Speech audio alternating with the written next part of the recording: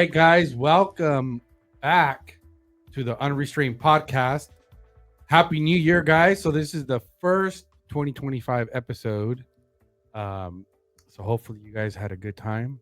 A lot has happened since the 2024. But we got Pastor Raul back here for the new year. Say hi to the people, Pastor. Hi, how you doing? Happy New Year. Good to be here again. Yeah, and then we got Alfred over there. Say hi to the people. What's Alfred. up, everyone? Welcome. Here we are, 2025. Boy. We started with a bang, right? Couple of bangs. Couple of bangs, right? We started with the bang. Welcome, everyone. Yeah, guys. So we took see my sound doesn't sound as good as it did earlier, Alfred, but I'm always going on with this.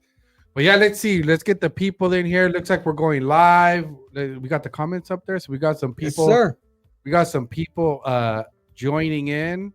Let's see if we get our regulars back because we've been gone for 2 weeks now. So hopefully you guys didn't forget about us.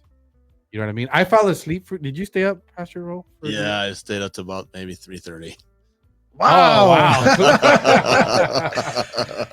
8:30, man. It was like for me, it was like, hey, it was as soon as I got into 12:1, I was like, oh, man, I was gone. Yeah, man. I went to sleep at 11:50, and I didn't even realize what time it was. And I was tired. I was done. I'm too old, man. But I'm probably the youngest one here. Alfred, are you older than me? I think we're about the same age. 46. Am I older than you? I think so. Oh, man. 40. I'm hitting 47 soon. I'm 47. Oh, So, man. wow. All right. I'm 10 years your senior. Man. I'll be 58 next month.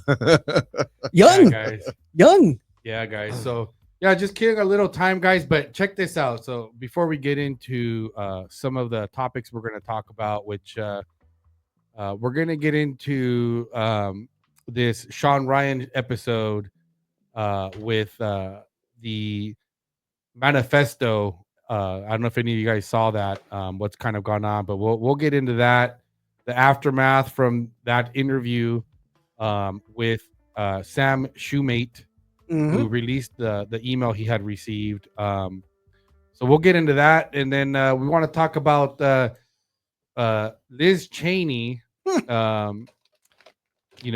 Just insane. Her getting the what is it? What's the Medal of Freedom? The Medal of Freedom, right? And I mean, she's pretty terrible. But then George Soros and oh gosh, you guys. It was So an oxymoron. It's incredible. So we'll get into that, and then I think that's pretty much all we got, right, Alfred? Yes, sir. Well, we got the Meta. Oh yeah, Zuckerberg. So Metaverse. Zuckerberg, we'll get into what Zuckerberg all of a sudden is pro freedom of speech, guys. So yeah, we'll get into that as well. But Alfred, do you have that little video? I sent it to you on the email. But for those of you that have watched this episode before, I had talked about the test, guys. So Alfred, just as a reminder, if you guys have seen the movie The Bronx Tale, there's a scene where Sonny, right? Sonny is the mob boss, right? Guy, that's Yeah, and then Sonny is giving young what was his name? Collageno. Yes, he's giving them advice, guys. So he's letting him. He's about to go on a date, and Sonny gives him a test that he gives him a test to try on this girl before he takes her serious, right? In other words, do this test, and if this girl fails the test, you need to dump her, and you need to dump her fast, right? So for those of you, I think it's at 146, Alfred. Like 146 is where it's at because it's kind of keep going all the way across. So yeah, around 146, guys. So for those of you who have not seen this episode or this movie, I should say, I kind of wanted to play the clip, but be ready to stop it, Alfred, because Sure. this is like the full version, right? We don't need to watch the whole video, but we'll play this scene here, guys. And I've been trying to come up with an alternative, right? A modern version of this test, and I think I found one. It might not work for everybody, but before I disclose what the modern version, is, let's go ahead and play the clip of that scene, so you guys either get reminded of what the test is or hear it for the first time. There you go. All right, guys. Here we go. Go for it. She's a good kid, this girl. I don't know. I just met her yesterday, but I hope so. Oh, here's what you do. Tomorrow you borrow my car. You don't lend anybody a car. It's all right. I'm going to lend you my car. I want you to make a good impression. You borrow my car, and then you give her the test. What, the Mario test? Mario's a fucking psycho. What do you listen to this kid for? You give her my test. You give her the door test. What's the door test? All right, listen to me. You pull her right where she is, right? Before you get out of the car, you lock both doors. Then you get out of the car, you walk over to her. You bring her over to the car. You take out the key, put in the lock, open the door for her. Then you let her get in. Then you close the door for her. Then you walk around the back of the car and you look through the rear window. If she doesn't reach over, lift up that button for you so you can get in, dump her. Just like that? Listen to me, kid. If she doesn't reach over, lift up that button for you so you can get in. That means she's a selfish broad, and all you're seeing is the tip of the iceberg. You dump her fast. Yeah, what about all the beautiful things you just told me, though? Do what my heart tells me to do. It's all that matters. Find someone to pull into myself. I mean, hey, this could be one of the great ones. Bullshit, kid. The door test, that's what counts. You dump her fast. Dump her. Dump. That's right, guys. All right, Dump her fast. Quickly. guys. This is some of the best advice that I received. Okay, guys, and absolutely works. Unfortunately, it's outdated because we no longer drive. Most people don't drive cars with door locks. And for those of you that are young, there used to be cars that you had to manually unlock. And it's funny because I picked up my niece, and I have this adventure van, and my door locks don't work. And I had to take her to school, and she needed to put something in the back door. And I told her, well, unlock it. And she had no idea, guys. She could not, she didn't even know the concept of having to grab a door lock and pull it up. Wow. I had to tell her, you see that little thing sticking up? You need to pull that up. It's so foreign. It's so foreign, right? Wow. So comment, guys, if you guys actually have seen that test, or actually if you've actually implemented it. But I can tell you guys now, married for let me back up. So I've been married for 20, I think around 27 years. Been with my wife for 30 years. Yes. Wow. Well, something like that. She doesn't watch, so it's okay, guys. I actually did that test on her. She passed with flying colors. So Nice. So to get to this is the problem with this test, though. It is a modern version, guys. Okay. What is it? Somebody comments. My ex said that his dad told him to open the door for the lady, walk to your side of the car while you let out a fart. Okay. No, I'm not gonna go with that.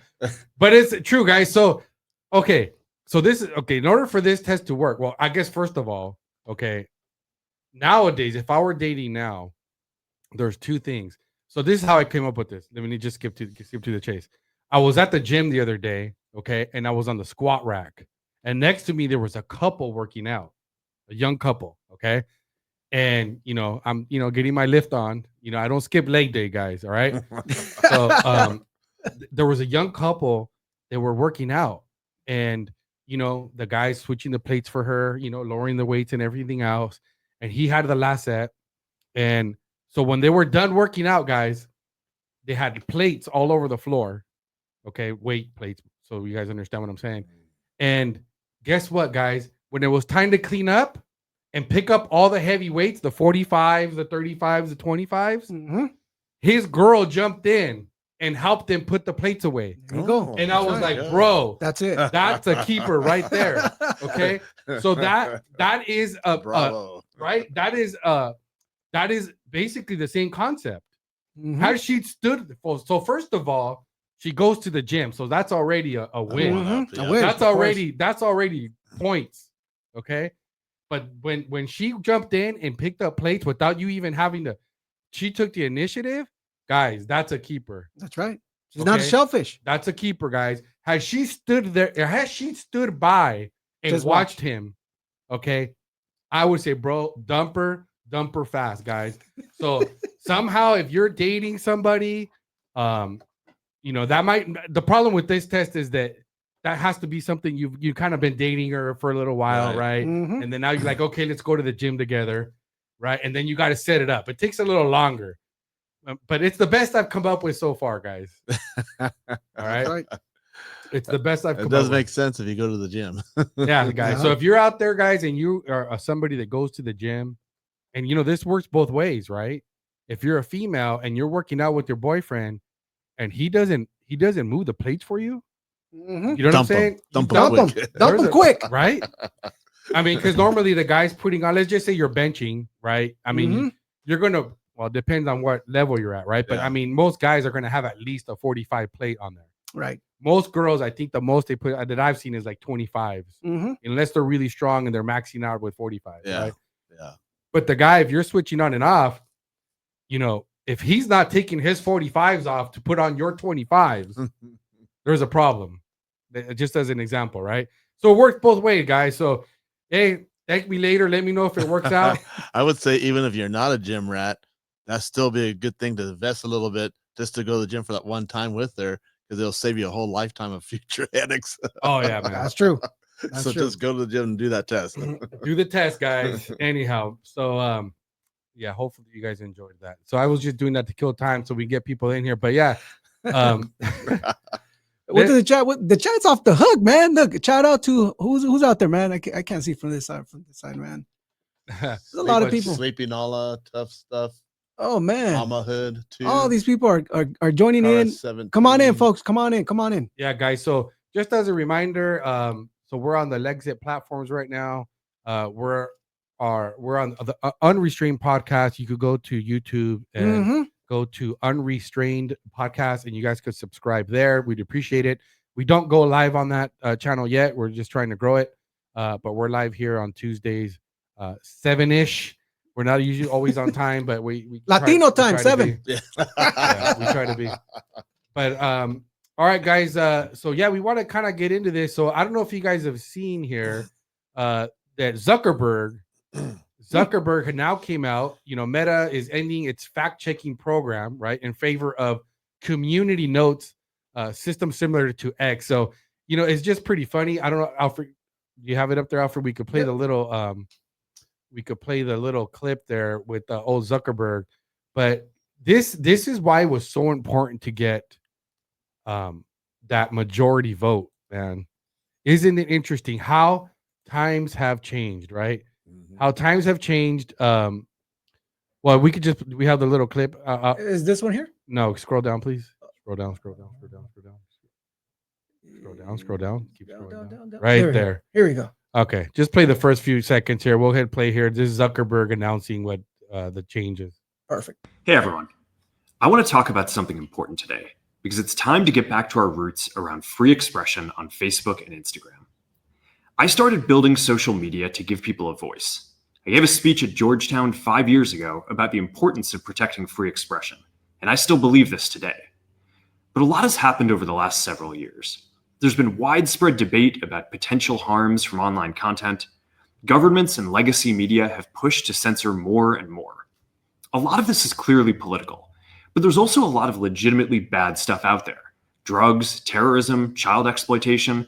These are things that we take very seriously, and I want to make sure that we handle responsibly. So we built a lot of complex systems to moderate content.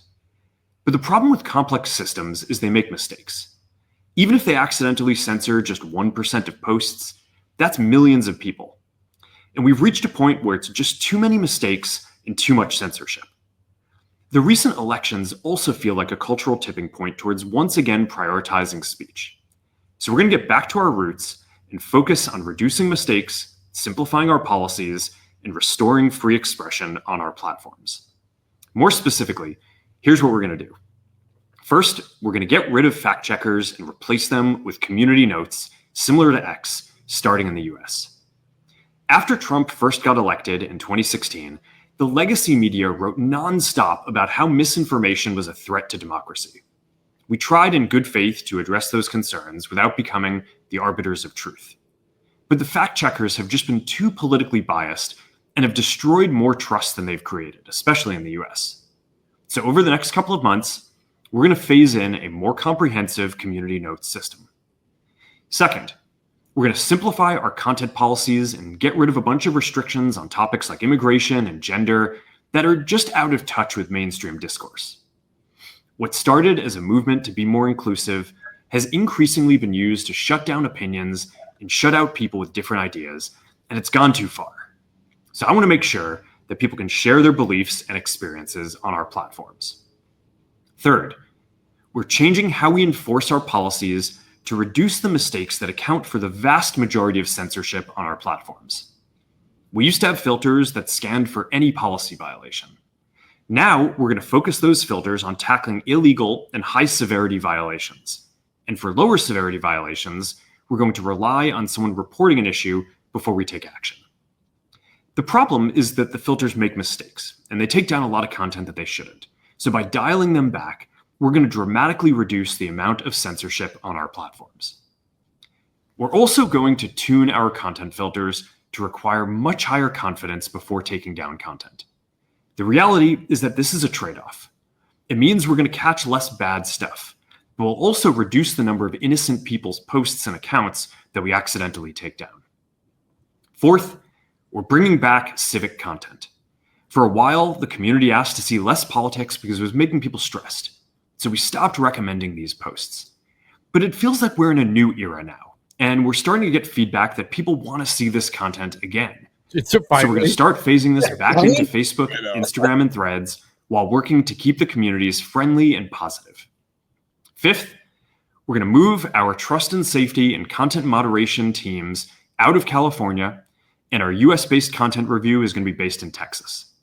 As we work to promote free expression, I think that it will help us build trust to do this work in places where there is less concern about the bias of our teams.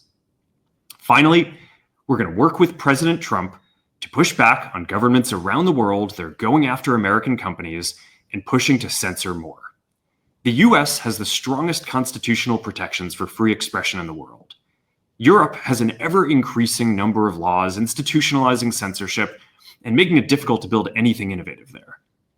Latin American countries have secret courts that can order companies to quietly take things down. China has censored our apps from even working in the country. The only way that we can push back on this global trend is with the support of the US government. And that's why it's been so difficult over the past 4 years when even the US government has pushed for censorship. By going after us and other American companies, it has emboldened other governments to go even further. Go ahead and pause it out. But now we have the opportunity to restore free expression, and I am. Oh man. So isn't it interesting that part where he just said that even the U.S. government has pushed for censorship? He didn't he just? Isn't that an admission, or is it fair to say testimony that everything that we knew already and they were being accused of, they being the government, is using social media to, or not social, yeah, right, social media to censor free speech. They were not only censoring free speech, they had an agenda to get false information out there. So it was really disinformation and malinformation that they're using social media. And so now what I hear him saying is that I was on a losing team before, and now I see the winds of change is shifting with Trump. So I want to join that team now. Right? Yeah, that's what exactly I see. Now, to his credit, at least he's kind of admitting something a little bit, but he's not really admitting his part in it. But when he did say when he saw Trump pump up his fist, how inspiring that was for him. And now to see him win, he's joining the right team now. Yeah, what do you think, Alfred? Where do you think this motive really is here? You know what? I actually agree with Jaime Monaco. He's out there in Facebook. He says, come, like you didn't know this was going on, right? Like, for example, he says, what's the matter? A little nervous? Exactly. Right? I think for the most right now, what's happening here is that this is a covering your butt, operation. Exactly. You know what I mean? I think everybody knew. He knew that, his company was doing all these algorithms that were blocking freedom of speech, especially in conservatives, because I was one of them. You know what I mean? Mhm. I was one of them that my account got deactivated for simply joining a group, a Trump group. So, for him to say like, "Hey, guy, finally, I'm seeing that America, has the better regulations and freedom than China," and you see, he's throwing everybody else, into the wolves, like China, right? Yep. He's saying that China is actually, we can't even use our apps over there, right? He says Europe has all these regulations that unfortunately make it so hard to make business. So I'm seeing the writing in the picture. I'm seeing the what he says. What do they say? I'm seeing the writing on the wall. I know he's covering himself, and thinks, and he wants to come in, and that's why you're seeing all these major billionaires coming into Mar-a-Lago, right? Yeah. Amazon, right? We just saw it. Many people are coming to Mar-a-Lago and coming to see Donald Trump. Could this be a psyop where they're gathering up information to see where he stands on certain things that they've committed? They've breaking the law by using algorithms that block conservatives, right? It's them. So I see this as a covering. So I'm with you, Jaime. Yeah. Jaime Monaco, I am with you, brother. Yeah, I think so. My take on this is that a couple things, right? Like it's no, yeah, absolutely. I think it's a couple of things at the same time, right? Obviously, Facebook is losing money, right? So they've lost. They basically have become irrelevant, right? Mhm. Now, I'm not saying that's the main motivator, but I think now that Trump is coming into office, and again, this is why it was so important to get a majority vote. You could look at the data and say, man, more than half of America is MAGA now, or supports the MAGA agenda. So it's safe for him to now stop. Safe for him to now remove the fact checkers. Exactly. Right? It would have been something if he would have stood his ground for freedom of speech during the time he's being forced and caved in. If he's even being forced, or he just was with them all the time. Now he sees the wind to change, and he does not want to be in that losing team no more for self-preservation. Right. Basically, you know what the bottom line is, guys? He's a coward. Yeah, exactly. Okay. That's just the bottom line. He's a freaking coward. Okay. Because now it's okay. Okay. It's like, you know what? Okay. This is maybe a good example. All right. I was watching the history of Louis Vuitton, the brand Louis Vuitton. Right. And apparently Louis, that brand, they, because the store, when in its infancy, they had a store in Paris, right? And during World War II, during the Nazi occupation, right, the Louis Vuitton, in order to survive and not have to close down their stores, they cooperated with the Nazi occupiers, right? This is a similar situation. And isn't that interesting, guys? Complicit. They're complicit. So I didn't know that at the time, because I don't pay attention to these things, but sometimes it came up on my feed, that I didn't realize Louis Vuitton was that old of a brand. I mean, it's a very old brand, right? But yes, Louis Vuitton, guys, is a Nazi. They cooperated with the Nazis. You can, and in the documentary, it's like, in order for them to survive, had they not done that, we would not have the brand now, right? And I'm listening to this the way it's presented, and I'm kind of like, are you trying to justify probably all of the lives that were lost and the suffering that was caused by Louis Vuitton cooperating? Because what do you mean by cooperating with the Nazis? What did that entail? Right? Because I've watched enough Nazi movies, or Holocaust movies to see how they would snitch on each other. Was Louis Vuitton helping them find other? Yeah, see something, say something. See something, right? So however it was that they were cooperating, if that caused lives, and I mean, it had to have caused lives and suffering. If you own a Louis Vuitton, are you a Nazi sympathizer? Isn't that interesting that you don't get why are they not called Nazi sympathizers? Right? So my point, I got a little tangent there, but it's comparable to what we see now with Zuckerberg, right? Yeah. Zuckerberg is like, the government is pressuring him. He admitted he basically threw the government under the bus and let us all know that the federal government, pressured him to censor speech. So we better have investigations. Mhm. That means crimes. Am I wrong? I mean, is it safe to say that crimes were committed? Yeah, because they broke the infringing our second First Amendment right, Right. our very First Amendment right, freedom of speech and freedom of protest, our grievances to our governor. They literally broke that law of the land, Right. supreme law of the land. Going back to that too, so it really, like when you look at a lot of these even Republican congressmen now, they're all last year and a half they're coming out about what went on in COVID. It's like, well, why didn't you say this stuff back in 2020? Yeah. That same information you're talking about right now in these hearings was available back then, but you said nothing. Yeah. Cowards. All of them were cowards. Yeah. We had that information. So the same thing. He knew what he was doing. He Yep. caved in. Probably didn't even really take him a whole lot to cave in. Yeah. So you wonder. So is he being a coward again? Because we can speculate right now and say when he met with Trump, because he didn't. Am I wrong that he wanted to meet with Trump? Isn't that? Didn't he? No, he met. Yeah, he Yeah, met with after- He Trump. met with him. Wasn't it after the assassination attempt? Yeah. Yeah. After. Yep. That's right. Was it after? Or did he I meet thought- with It was them after. after the election? I thought it was after the attempted assassination, and he had already admit before that too. So it's like the second time hearing him. So he say saw the about writing on the government. wall, Mhm. and I think that that he's like you guys said. Somebody else comment on there.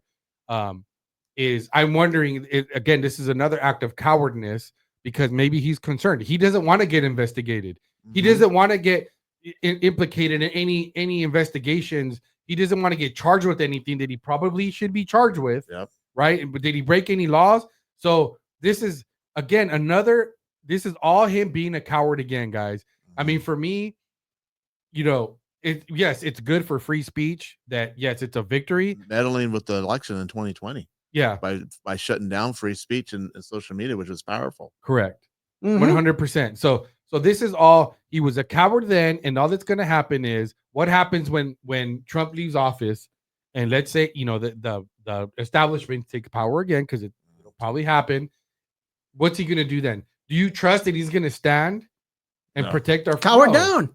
He's just going to do the same thing, guys. Yeah. It's Self-preserve, like you said. self-preservation. Self-preservation. Yep. So yeah, can you click on the next thing? I forget. Yes, sir. But yeah, guys, that's my take on it. We'll see where this goes. I mean, at the end of the day, we'll take it because think about how this changes everything, though. At least for the next 4 years. Yeah. Right. The media is now losing another stronghold. Right. They're losing their grip on the narrative. I mean, they've lost it already, but now it's like this is just another nail on that coffin. Yeah. Because if Zuckerberg follows through here with the community notes, so isn't it funny how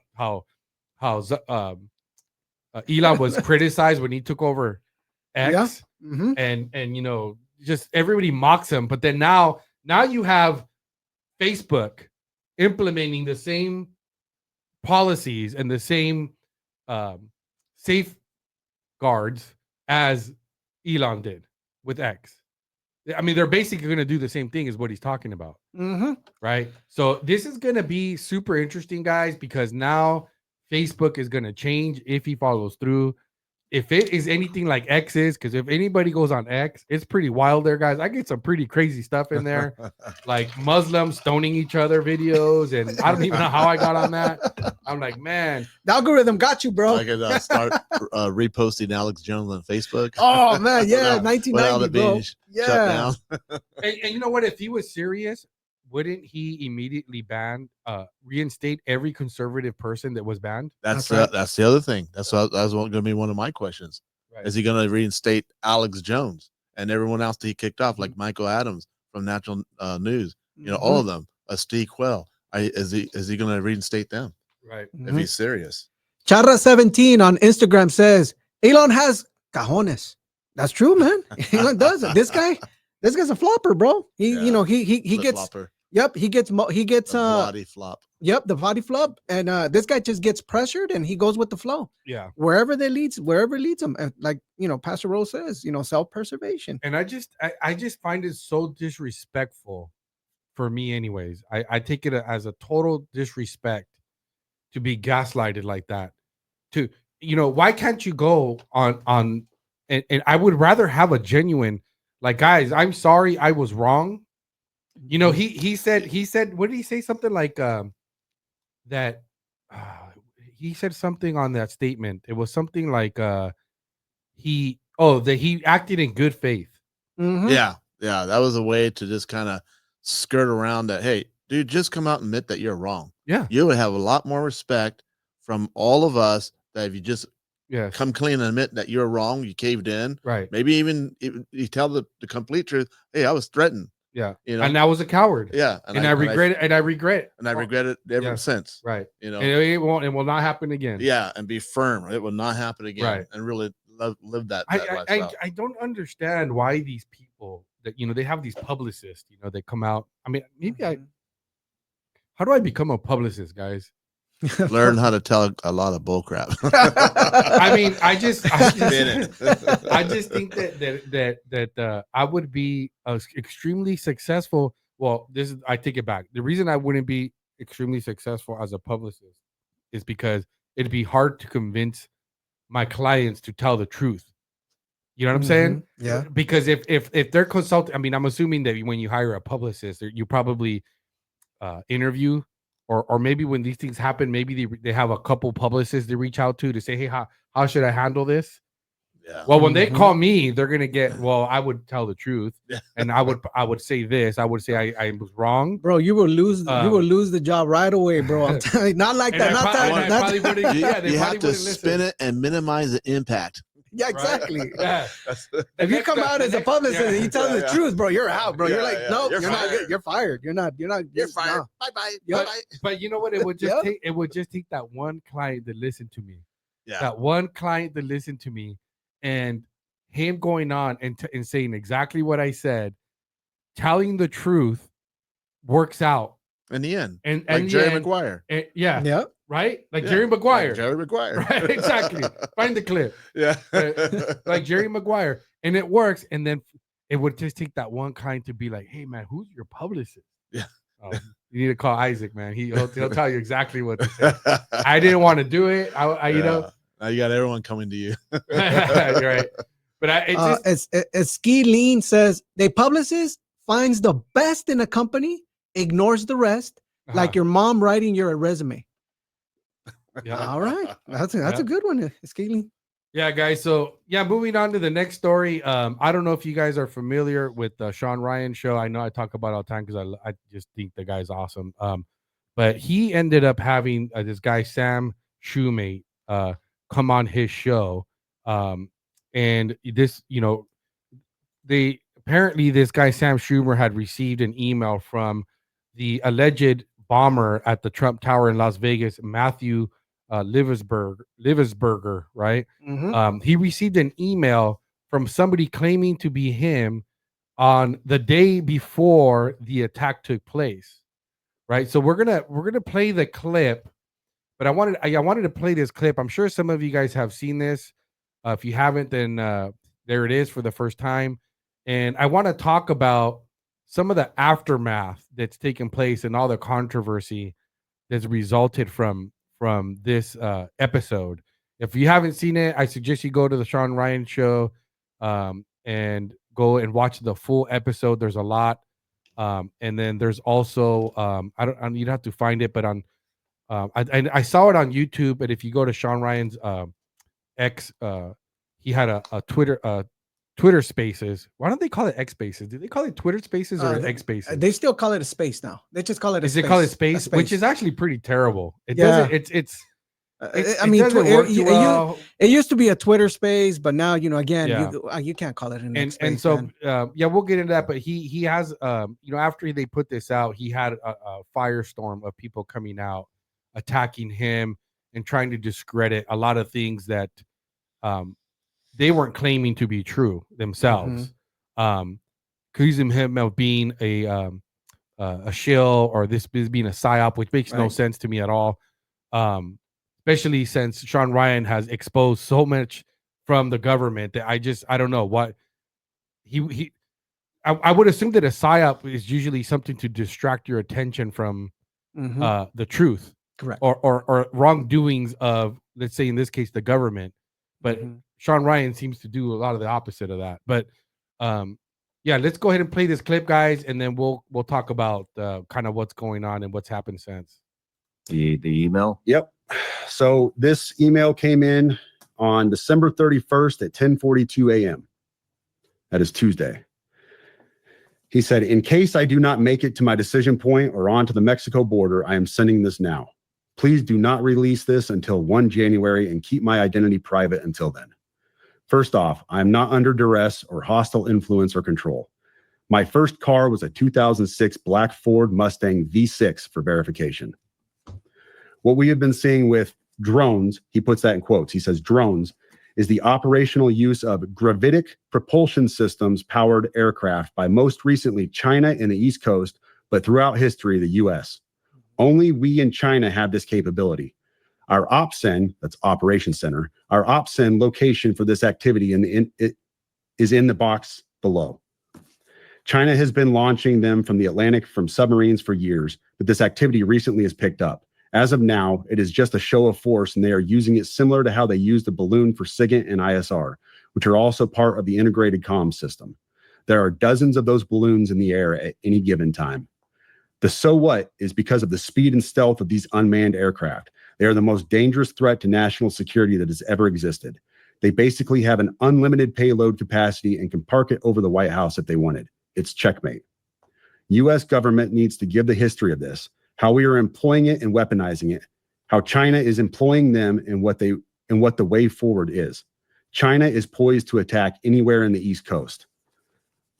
I've been followed for over a week now from likely Homeland or FBI, and they are looking to move on me and are unlikely going to let me cross into Mexico, but won't because they know I am armed and I have a massive V-bid. Let me pause right there for a second. So he says a massive V-bid. When I was talking to the FBI yesterday, they didn't know what a V-bid was. I had to explain what that acronym meant, literally. You fucking serious? Dead serious. I said it twice and he goes, you said that word V-bid. Can you tell me what that is? For your audience, a V-bid, for your audience who has not been in the GWAT for the last 20 years, a V-bid is a vehicle-borne improvised explosive device. In layman's terms, a car bomb, what we saw at Trump Tower. So backing up, he says, I am armed and have a massive V-bid. I've been trying to maintain a very visible profile and have kept my phone, and they are definitely digitally tracking me. Here's where he gets into the other stuff. And this is where we had to redact the names. Well, your producer redacted the names. I have knowledge of this program and also war crimes that were covered up during airstrikes in Nimruz province, Afghanistan in 2019 by the admin, DOD, DEA, and CIA. I conducted targeting for these strikes of over 125 buildings. 65 were struck because of civcas, that's civilian casualties, that killed hundreds of civilians in a single day. U.S. FORA continued strikes after spotting civilians on initial ISR. It was supposed to take 6 minutes and scramble all aircraft in CENTCOM. The UN basically called these war crimes, but the administration made them disappear. I was part of that cover-up with U.S. FORA, an agent, redacted, of the DEA. So I don't know if my abduction attempt is related to either. I worked with redacted IO staff on this as well as the response to Bala Murghab. Redacted commander at the time, redacted can validate this. You need to elevate this to the media so we avoid a world war because this is a mutually assured destruction situation. Then he says, for vetting, my LinkedIn is Matt Berg or Matthew Livelsberger, an active duty 18 Zulu out of 110, that's 1st Battalion 10th Special Forces Group. My profile is public. I have an active TSSCI with UAP, USAP access. What is USAP? Do you know what that is? I don't know what that is. But I checked his credential. Go ahead. Was that the whole thing, Alfred? Yeah. Well, you want to play the whole thing? No, it's fine, guys. So I think this portion that we're just gonna identify. They identify the location, but so guys, this guy, hold on, I have it right here. Sam Shoemate, right? The guy that's reading the email that came on here. If you watch the episode, he talks about, I believe that guy has a platform, and I think it's called Anti-Hero, if I have it correct. I think it's called the Anti-Hero, and he explains that, you know, he because he is a former, I think he was in intelligence. I want to say he was also an operator of some sort, and he reviewed intelligence data. So, you know, the guy the guy is an expert. Like he knows how to read information that he's getting. Now, he did say in the beginning of the podcast, if you guys go back and watch it before he reads the email, that when he received that email, that he just dismissed it because it's just a bunch of wild, crazy nonsense, right? But he did not take it serious until, and in fact, he told his wife about it. He said, "Hey, I got this email from this crazy guy, pretty wild stuff," and says, "But wouldn't it be crazy if the guy ends up on the news or something? Then I'd know it's true." Lo and behold, ended up, the next day, Exactly what happens. exactly what happens. And so then he goes back, and in the episode, he actually plays the audio because I don't know, I don't think they ever got asked, but he plays a recording, which he must have recorded himself. Phone conversation the day when after it happened, and he's freaked out talking to one of his friends. That's right. Telling him that, dude, I literally got an email from this guy. I'm shaking right now. I don't, he didn't want to deal with it. He knew he had to turn this into one of the 3-letter agencies to report it, right? Because otherwise they're going to knock on his door anyhow. Because so they were to confiscate, electronics. They're going to know he traced emails back to whoever that guy sent emails to. That guy being what was his name? Matthew. Matthew. Yeah. So he decided to turn it in. So what happened, my issue is that, you had the next day, you had some other people within special forces, veterans that have their own platforms that were upset. One of them, I guess the guy's name is Matt. Coincidentally, his name is also Matt. I sent that to actually Alfred sent me over the podcast of him rebuking a lot of the things that were on here and really just ranting. And one of the things he called out, if you we could go back a little bit on that, Alfred, but on the email, on the screenshot, if you go back, Alfred, go ahead and put that thing back up. But he correctly calls out like some things that are kind of odd. So if you go back, just the body of the email, if you pause it right there, there's a cursor. There's a curse. There's a curse. No, it's in the middle of the page. No, the middle. And you can see it to your left side. Yeah, just leave it. Just leave it alone. Don't stop. Stop. I'm gonna leave it alone. 2, 3. Right here. Yeah, the fourth line down. Yeah, there's a cursor right there, right? And then further down, you can't see it right now, but there's like a little squiggly line on one of the words because there's a correct check. Yep. And so he's looking at those things like, oh, this thing is fake, it's a fraud, so on and so forth. Well, fortunately, after, and he also mentions, and to his defense, I mean, these are legitimate things to question. We should call out things that don't make any sense.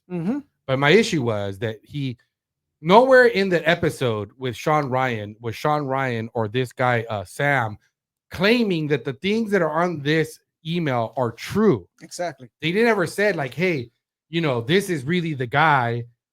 They never said that, hey, these claims he's making regarding the drones are true. He never made the claim. I think there was I don't remember if they even got to this here, where he's talking about the attack in Afghanistan in 2019, right? Yeah. And that we committed war crimes. In fact, those things did happen. There was Sean Ryan did find an article in the UN where the UN was accusing the United States, confirmed that there was attacks in the UN, and that the UN there was claims that innocent civilians were killed during some bombings. By the U.S. By the United States. So again, Sean Ryan and Sam never factually said, though, that they were true. All they pointed out was, hey, we did some research, we looked into this, and there is an article from the UN claiming that there was actually some attacks and that there was claims of innocent civilians being killed, right? That doesn't mean that it was true, but the claim was that event really did happen. Right. The other thing that gets called out is the car, and where he talks about for verification, he lists his make and model of a car, which I think is a 2006 black Ford Mustang V6. Correct. So the internet did its job, went out and started looking to see what his real first car was. And it was not a 2006 black Ford Mustang. It was a different year, I believe. I think it was a Ford Mustang, but it was a different year and a different engine. Maybe it was something like that. But the bottom line was that was not correct. So when you listen to these questions, well, legitimate, right? But fortunately, Sean Ryan ended up hosting a A space. space to address these questions. Right. And one of the things that they discussed was that the reason why you see a cursor and the spell check on this is because they took it from the email and put it into notes. Correct. And once you do that, then you're going to have a cursor because they had to go in there and retract the names. Right. Makes Correct. total sense. Totally believable. I believe that makes sense. The car situation, the theory with that is that a lot of these guys that are operators, these veterans, they don't give the real answer to the question. So the example that was given is, because apparently when you are an operator like these guys do and have the clearances that they do, that they are asked questions that are kept in a file. I guess this Kyle, you probably have to have a super high clearance to get access to the answers to this. So that in the event they're found and need to verify that you really are saying who you are, you say you are, they would ask you the question and compare that to what they have on record. So it makes sense that, like, I gave an example that people don't give their real birthday. If your birthday is, say, December 17th of 1995, you might say your birthday is December 1st of 1998. Because and it makes sense when you think about it, because if somebody really wants to find out the answer, they can get it. This way, you're the only person that knows the answer and whatever's on that document, right? So these are all hypothetical things, but it could be explained by that. Those things are not unheard of, right? So my only concern here is, you have all these people. I guess I'm coming to the defense of Sean Ryan, because everything that I've heard to criticize this, to me, all they're doing is they're ranting about the substance in the email and what is being claimed, when Sean Ryan and Sam could not be more clear that they are not claiming these things are true, but they're bringing this out to the public. And the reason they did it is because how many times have we had attacks and there's manifestos that never get made to the public? And this basically is a manifesto, if it is in fact from that guy Matthew, which they themselves even prefaced and said, we don't know for sure, but it looks like it's coming from his what was it? What's the platform he used? Proton or Signal. Yeah, Signal, right? His Signal account, which supposedly there's a security code. You can confirm it really came from him, from his device, so on and so forth. Chera 17 says it's not a cursor; it's an autocorrect within the block of the content. Yeah, well, then there you go. Yeah, Chara, we agree. That's one of the things that these guys were focusing on, like the cursor and the little things like that. Yeah. It's kind of like, it's kind of, and the other thing that they did confirm, based because within their own community, that because they all know each other, they knew him, right? They actually knew Matthew and served with him.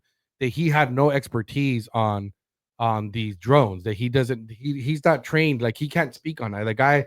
So, when he's talking about that these things are super dangerous, faster than anything else out there, they're saying that Matthew, and these are guys that served with him, right? They know the training he's had, and then Sean Ryan had another guy, I guess, who is trained in drones, and said that he's somebody who understands how they work would know, would know wouldn't use the language he was using to describe the propulsion system that he used on the email, right?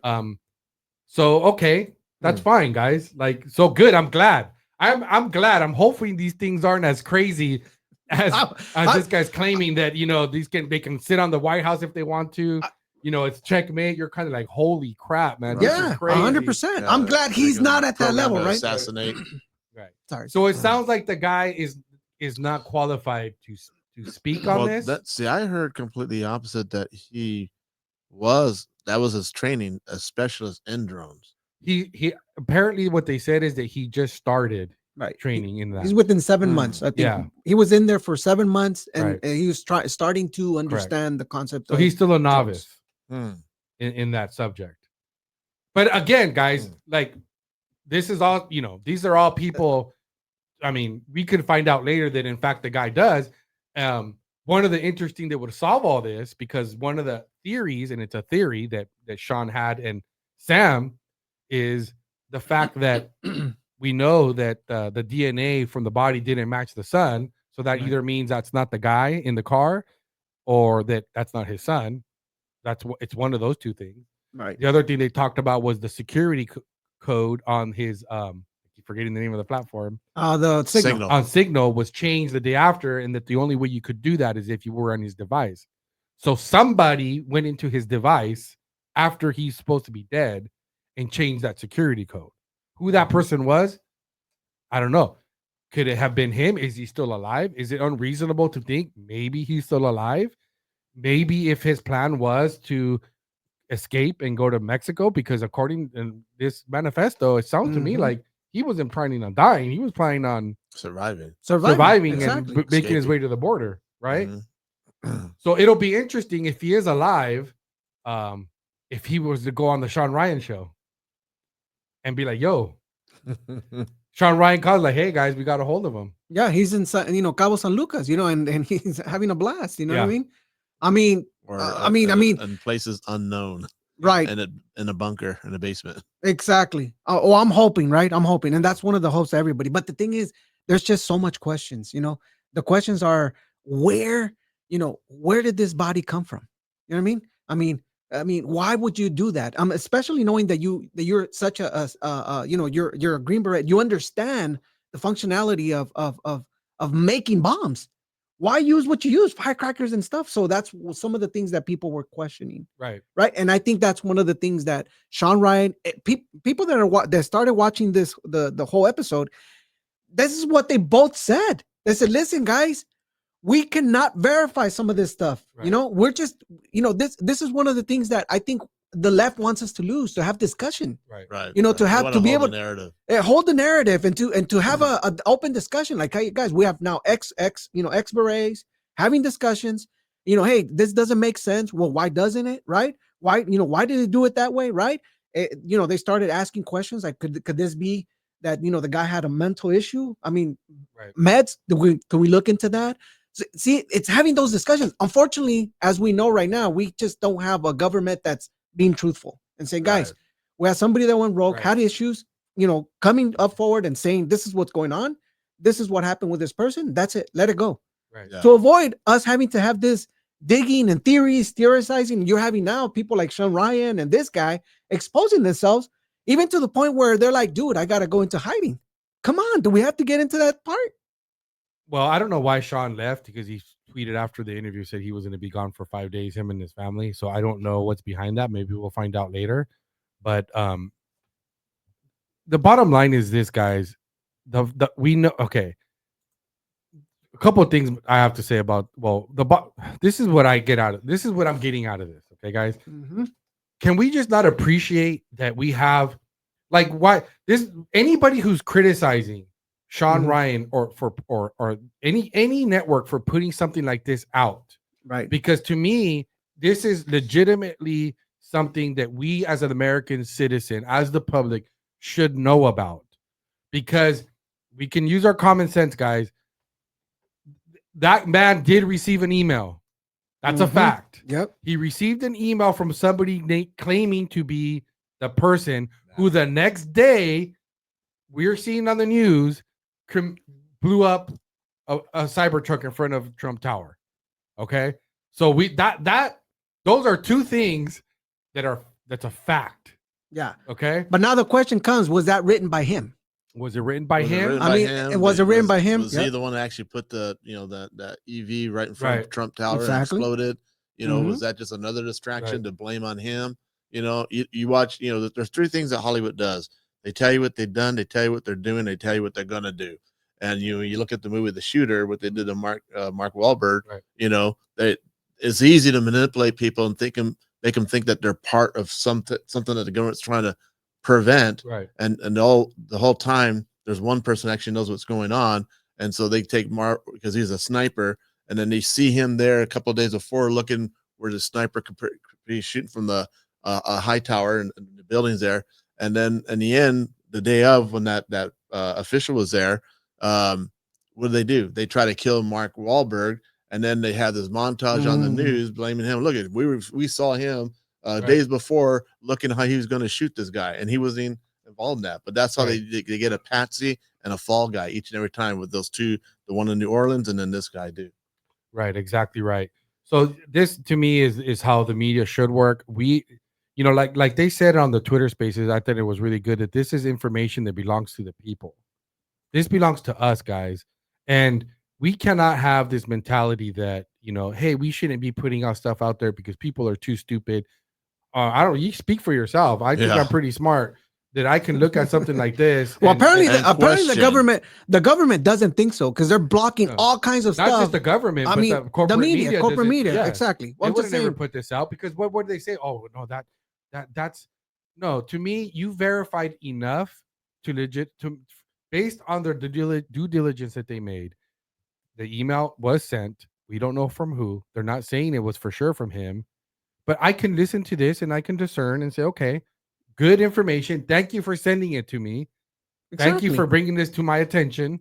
Right. We'll see what comes more out of this. Does some of this make sense to me? Yeah. Like, in light of some of now we learn more, like supposedly guys are coming out now. Are they lying? We don't know, but we can all debate it now. We can discuss it. Okay. Mm-hmm. We can all discuss it. We can do some research to say, is the claim that he's making on this email legitimate or not? Right. Stop being lazy, people. Yeah. Just look into it. You know what I'm saying? They'll be spoon-fed, especially by the mainstream dinosaur, fraudulent, corporate control, Illuminati, satanic media. Right. That's one thing for sure. Do not believe the narrative, the official narrative that's going to come out from mainstream media. 100%. All is questions. Yeah, because you still a bunch of known liars. Do we still know what the Vegas shooter? Like, do we still know that motive? Wouldn't you be thankful if there was an email? Because if somebody there were several shooters because people on that night they're shooting throughout the strip. Yeah. So I mean, it's already coming out now. Yeah, it's coming out more and more. But yeah, that's what I have on that, guys. Look into that if you guys have not seen that show. But yeah, guys, moving along here. I don't know if you guys seen this, man. This kind of stuff really boils my blood. But here we have Liz Cheney receiving a Medal of Freedom, and we're just going to focus on her because we could spend days just George Soros getting, bro, really? All the communists, all the ones crazy. that hate our country and hate our freedom, yet they're getting the Freedom Award. And then you had Michael J. Fox. I saw the video of him standing, and isn't it funny? I mean, it's not funny. It's kind of sad, but it's also kind of ironic. We should have put that up there, but when Michael J. Fox was standing next to, Sleepy Joe was holding him up, because he has that. What is it? What does he have? It's Parkinson's? Yeah. I think it's Parkinson's. Is it Parkinson's? Yeah. So he can't, stand all that well. And so you have Sleepy Joe holding up.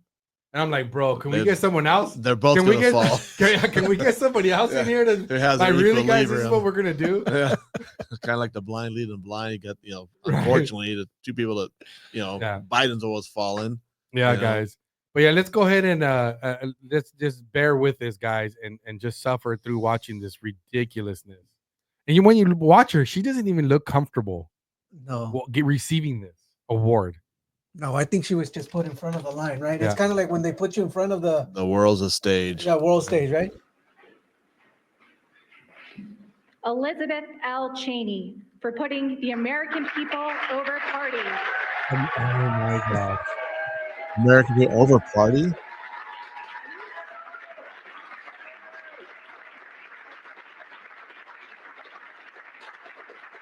Jeez.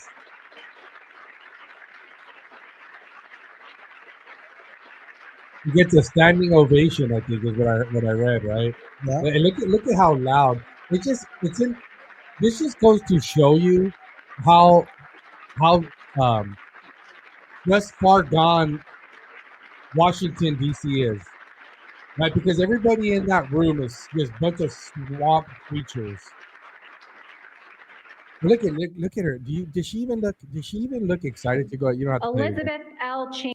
But she doesn't even look comfortable.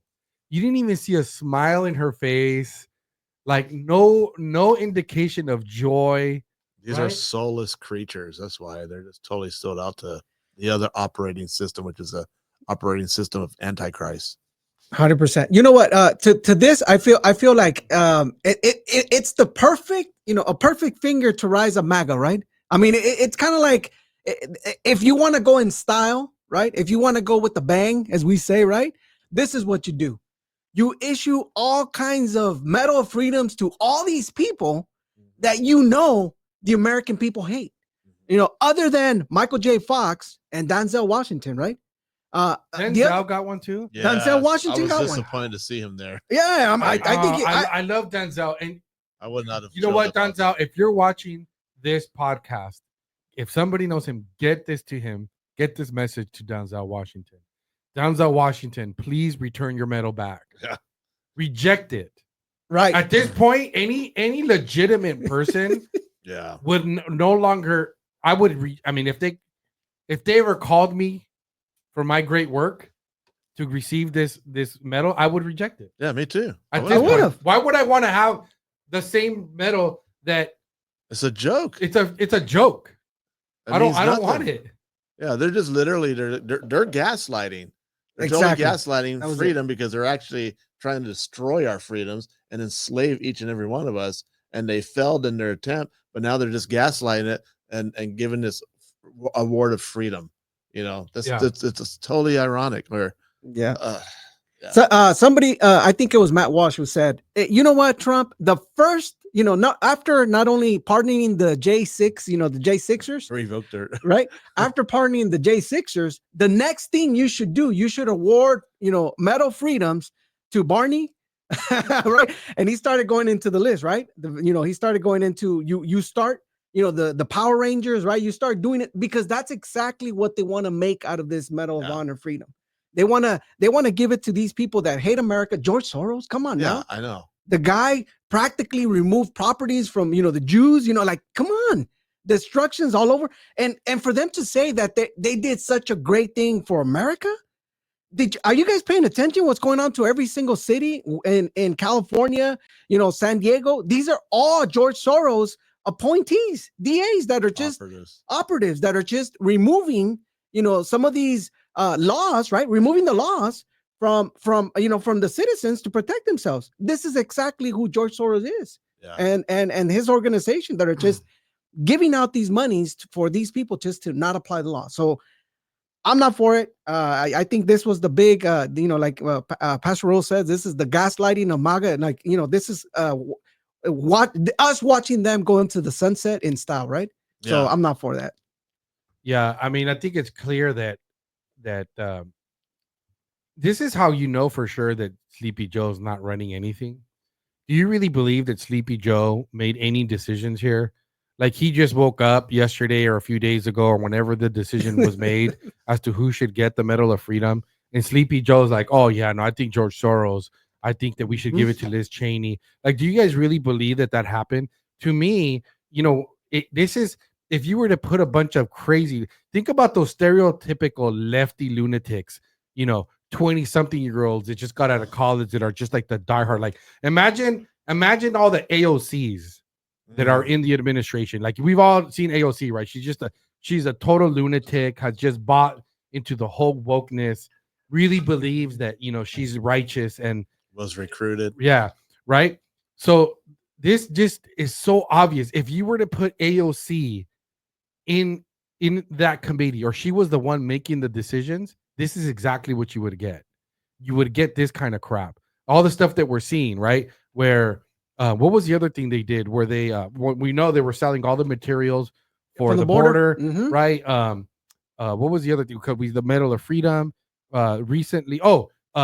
Where they banned oil drilling and I forgot how many acres of ocean land. Like this is all these. If you took a bunch of leftist child from college, the ones that are out there, the Antifa groups, and you put them in a room and you let them make decisions, this is exactly what you would get. Oh, hey, I have an idea, guys. But my little lefty, let's sell all. I mean, it's really smart though. I mean, I give them credit, okay, guys. The fact that they're like, hey, let's sell all the material that's out there for the border wall. Let's make it hard. Like, freaking genius. I wish we operated that way. I wish the right operated that way. You know what I'm saying? I agree. Let's make it very difficult to for any leftist agenda to get passed. Like we could think of things, sit here and really think like, how can we really make it very hard for them to, I don't know, like when they did the mask mandate, like we could probably come up with you know what, let's make it so you can't even bring masks in America. Like let's do that before we leave. Let's get rid of let's pass an executive order to eliminate all masks from the country, right? So that this way, if they wanted to make it really hard for them to make forces to wear masks in, because there isn't any, right? Yeah, no material. Really cotton. Right? No, I'm with you. I think you're onto something, and I think that's one of the portions that we're starting to see. It's called the lame duck processes, right? This is what they do at the end, man. Right. What you're starting to see here is you're starting to see the administration, previous administration, making it hard on the upcoming administration, making it hard. They're cutting, they're doing things, and these are things that we, are seeing. Can you imagine the ones that we can't see? Yeah. Can you imagine all the things? Everything possible to hand over this incoming administration to just make it super hard for them to try to turn the ship. Right. I mean, everything possible, including World War III, and we're still 12 days away from the inauguration. So who knows what's going to happen between now and then? Yeah. It's hyper accelerating. You go to a store, a lot of your stores don't even have eggs anymore. That's true. And when they do have them, they're like almost double the price. 60 eggs. It's now $30. Exactly. That's crazy. So they're inducing food shortages. Yeah, they're just doing everything possible just to ruin this incoming administration. Yeah, it's super crazy, guys. If Donald Trump, if you guys can get this to Donald Trump and he wants me to be a part of a think tank, please put me in there, guys. I could think of a lot of good stuff. I mean, like for example, how about before Trump leaves, we get rid of like the vaccines, go to every laboratory, and get rid and just destroy all the vaccine vials, like get like the jugs of the vaccine and just dump them. You know what I mean? Eventually they'll make more, but at least we're making it harder. At least we're making it harder. Like Chara 17 says conservatives are not as deviant, but I don't know about you, man. Isaac, you're becoming pretty deviant, bro. Can you put is that on the other one, Alfred? Because you took it down. But so I looked up what the requirement is because I'm thinking to myself, they gave it to her for, what did they say, for going against her party line? Yep. Against her party for what? To protect freedom? To protect the American people. I think that's for the most part. She kind of like she went beyond the party line to do what the American people. Now think about it. When they're going and saying the American people, is which American people are you talking about? Well, I mean, right now at distinctively, who's in control? People on the left, right? Leftists. So it's their agenda, their points, their talking points, their narratives. But I guess, Alfred, the thing is that, are you telling me that there's no other person in politics who's gone against their party? And like, I mean, if that's like, the Adam, Ron Paul, and Rand Paul, why is he not getting? Right? Why is he not getting? They're really against the party lines, right? Yeah, Adam Kinzinger, Rand Paul, right? And then you had Matt Gaetz. I mean, you had people that are that. I mean, if that's what I'm saying is, there's other people in politics that are politicians that have met that same criteria. Let's just say that was true. Let's just concede the fact that Liz Cheney, went against her party in order to protect, what was it, the interest or the freedom of the American people? Yep. Right. The interest of the American people. Yep. We have others that have done the same. How come they're not getting it? How come Joe Manchin hasn't gotten it? Or even Christine Sinema? Yeah, come on, these are all Democrats that jumped ship, right? Because they knew exactly what's going on. Now they're independent, right? And these people, how come they didn't get one? So, like, I looked at what the requirement is the Presidential Medal of Freedom is the nation's highest civilian honor, presented to individuals who have made exemplary contributions to the prosperity, values, or security of the United States, world peace. We're talking about Liz Cheney, world peace, or other significant societal, public, or private endeavors, guys. What a slap in the face, because I forgot that piece of it, right? The warmongering, and they got Liz Cheney and Soros. And Right, so you know, exactly who worked with Hitler. exactly the guy that has Crazy. tumbled governments, right? This Yeah. guy has tumbled governments, and now he's getting a Medal of Honor for freedom for his contributions to world peace. Yeah. Godly, man. Yeah. Well, when it comes to world peace, the ideology for communists is communist victory through communist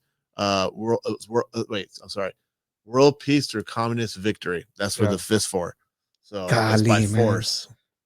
So Oh, why man. did George Soros? I just typed George Soros is an investor, blah blah blah, founder. I'm trying to see why did he get the Medal of Freedom? What was their justification? man. George Soros is an investor and philanthropist. Oh, for philanthropy, Yeah. right? And founder of Open Society Foundation. Mhm. Oh gosh, forget. I'm not even gonna keep reading, but yeah, that's why they give it to him because supposedly he's a human's right.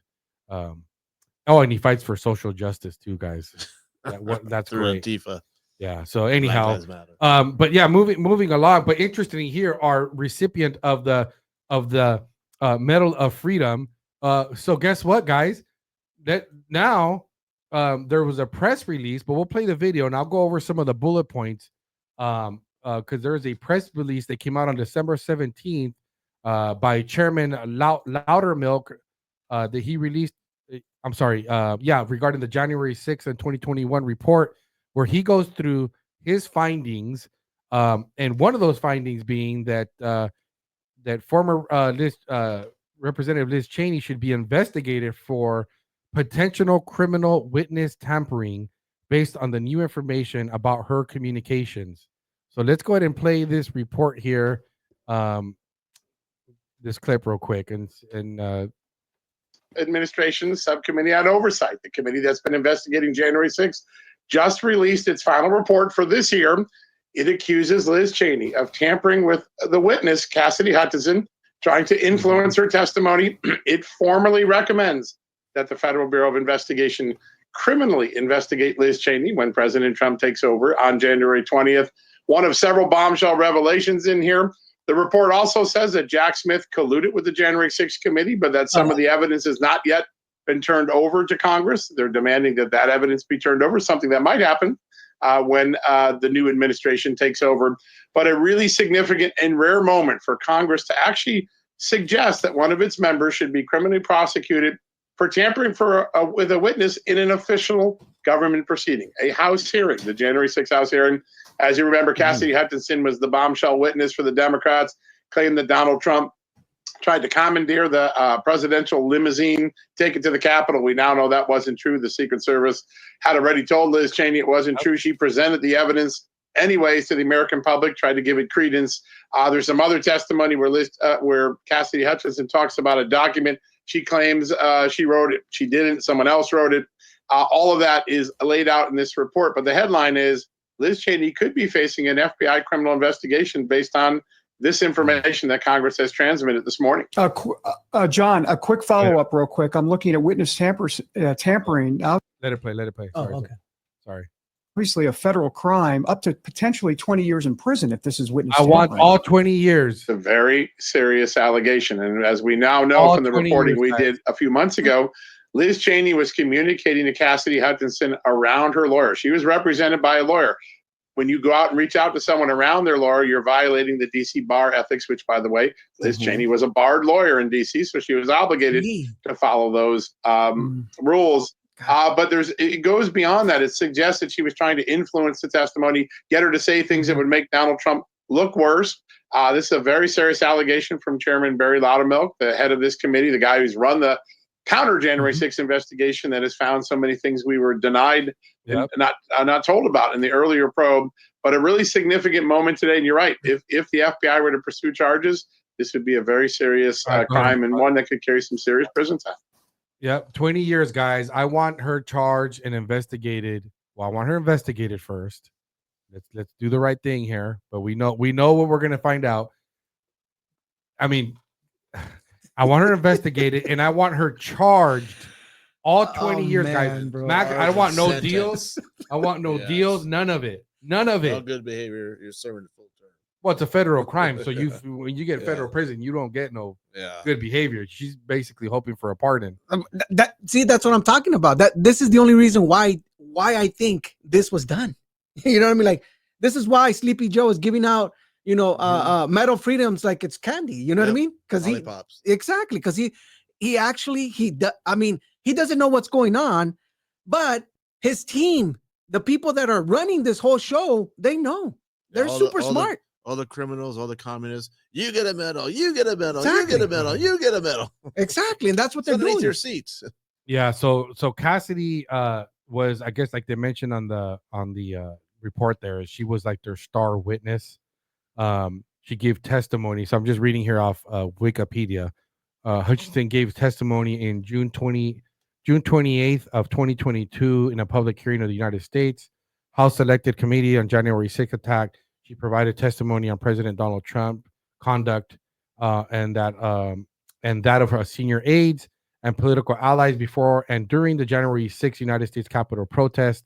Hutchinson's testimony received significant national attention, with several media outlets labeling it as compelling and explosive, right?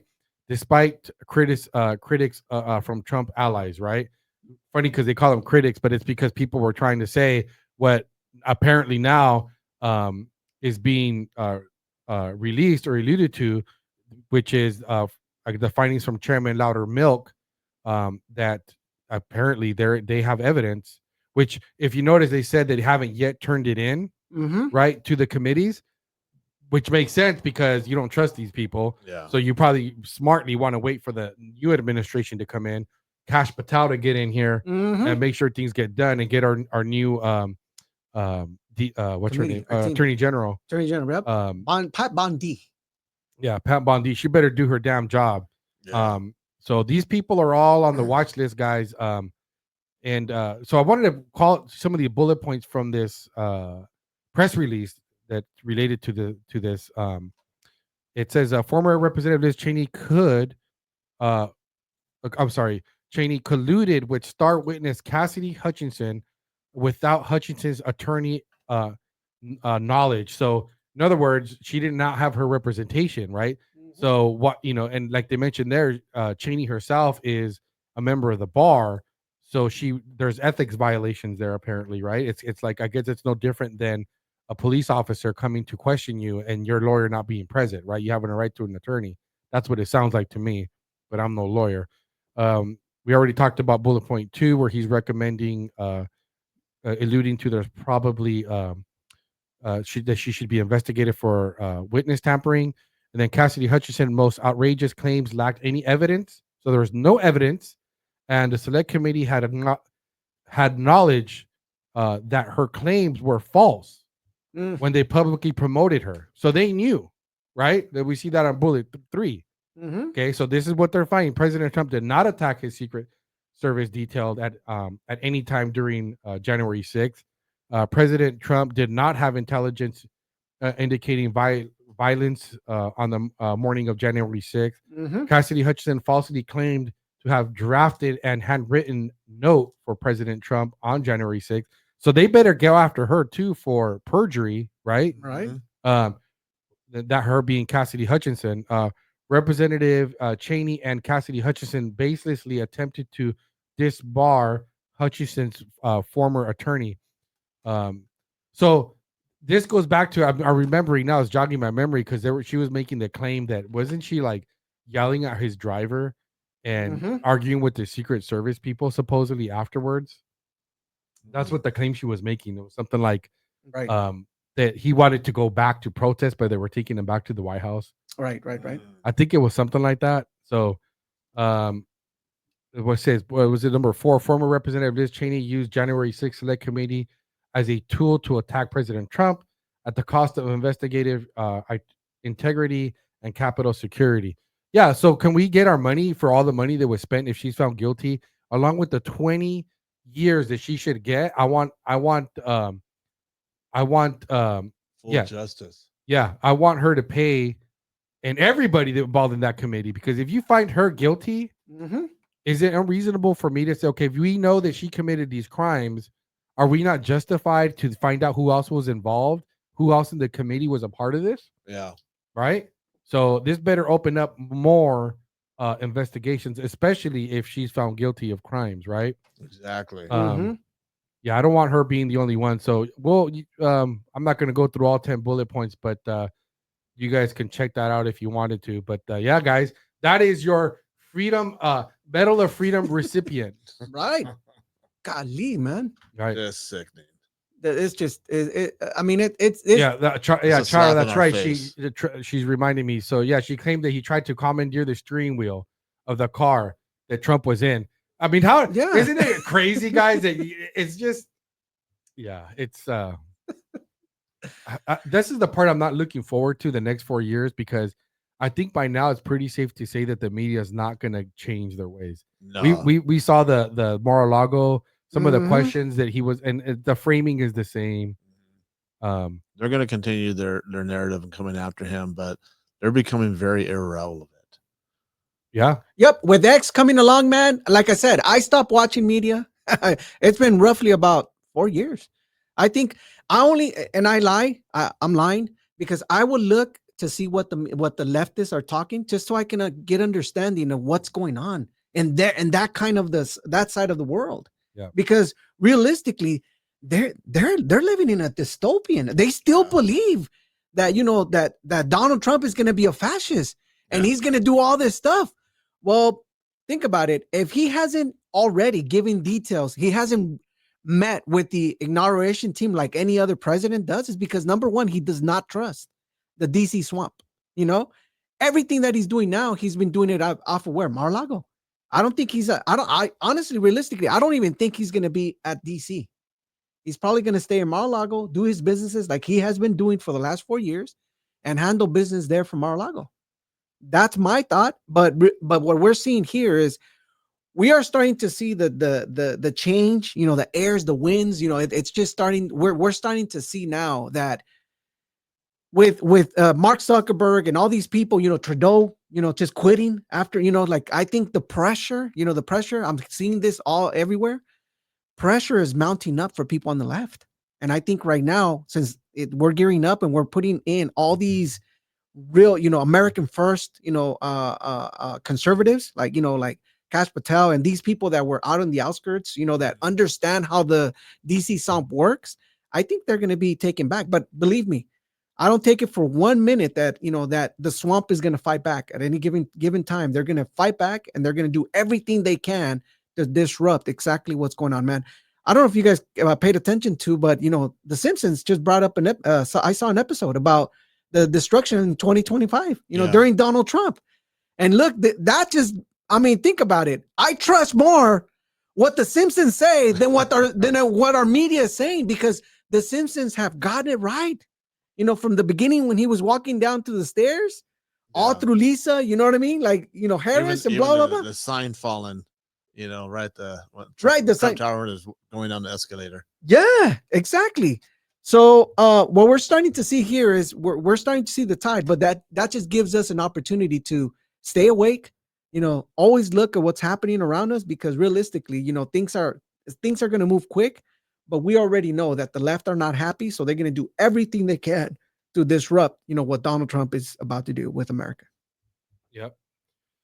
Well, interesting, guys. So now time for my, before we end the episode here, I just I did not want to leave today without calling out Trump for supporting Michael Johnson again for Speaker of the House, bro. I do it. Explain that to me, guys. The only thing I think is because he knew that there was already talk about not having him in that position, and then it would have stalled January 6th, and then January 6th would have not have happened if they would have had to find someone else. So I think that's the only reason why he got behind him. No, man, I don't buy it, Raul. Look, bro. If he didn't, we're always given some sort of reason that we all need to look like. Yeah. All right, guys. I didn't like that choice either. I guess we had to do it because of this and that.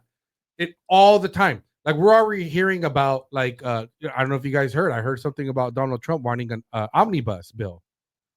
Right? Yes, I saw that. I saw that. And so we're anti-omnibus. I don't know about you guys. We know. How about we do one bill at a time, right? That's what we've been saying. But what are we being told now? Guys, this is the only way we're going to get the agenda pushed. I hear it. If we do one bill at a time, you know, we're not going to get everything passed and they're going to stall. And guys, they all sound like very fair points. But when? Tell me, when can we change things? When can we change things? Aren't we always gonna run in this same situation? Because what's gonna happen is when you start having these omnibuses, but we don't have the votes, guys. We don't have the votes. We're gonna have to compromise. Yes, we're gonna have to be okay with them putting all this pork in there and all this crazy stuff. No. Tell me one thing that you're willing to give up to get whatever you want. Take the top thing. Okay, let me take it back. This is the one thing I would do.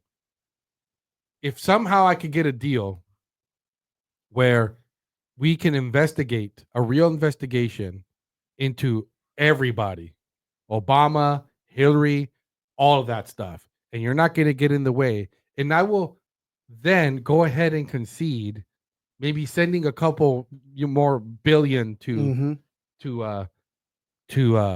Ukraine. You know what I mean? Like I better get something. I want a lot.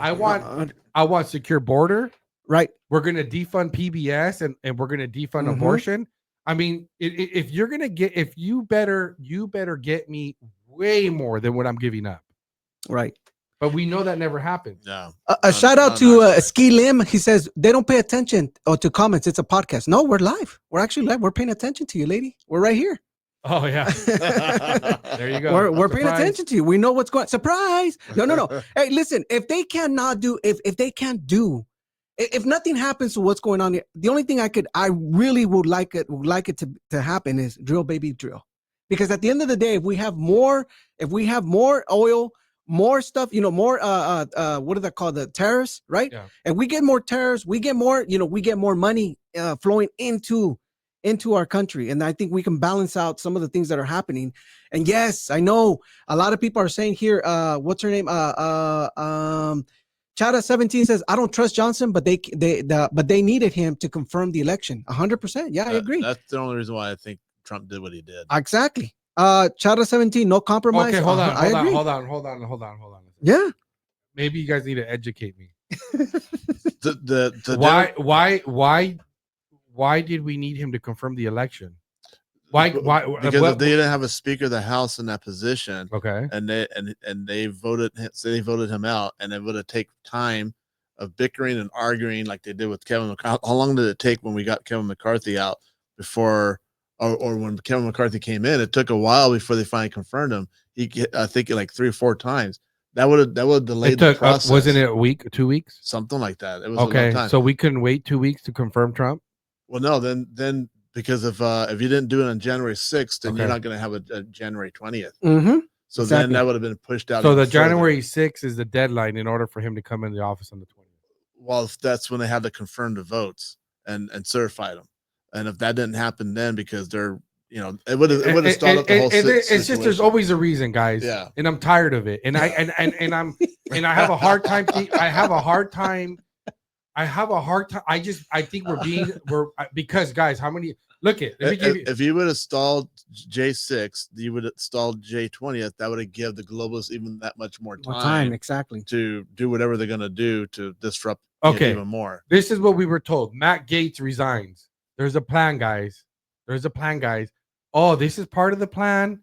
Okay, guys, we had to put him out there, and then now this way we can get her in, and then Matt Gaetz is gonna go in, and he's gonna what was some of the theories we were told out there? Like, well, the things with the thing with Matt Gaetz, and I'll jump in here about Matt Gaetz. The problem with Matt Gaetz is that number one is that Matt Gaetz is the disruptor. Okay, like think about it. He's the one who actually took out McCarthy, right? He was the one who geared up to remove something. Okay. Now, in the theory, right? In theory, because at the end of the day, bro, it's all just theories. We can be talking about these theories.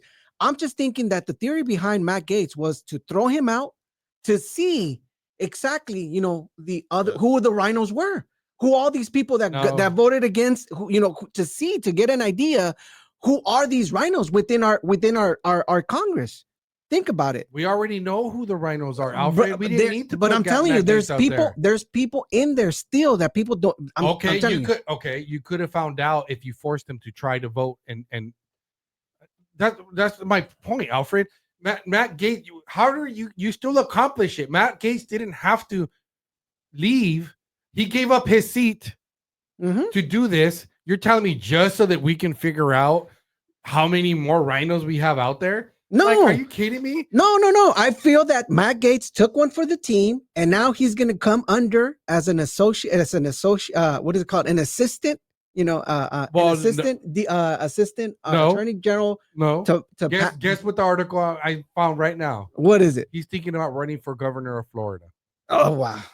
Okay. Well. So I don't know. I'm just debunking. I just want to remind you guys all the theories and they were thrown out there that he's going to come back and run as senator, or now he could just come back. No, guys, who told you that he was going to? Oh, okay. No, the plan is for him to really be the governor. No, he said it. He actually said it in one of the interviews. I heard him said clearly that he's going to come and really be an assistant to Pam Bondi. That's what he said. He mentioned. Well, then he lied. Well, then he lied. If you mention he lied again, it could be again. It could be. I'm starting to be very suspect of Matt Gaetz. Well, I thought what I heard is that he has plans to run for governor for Canada when it becomes the 51st state.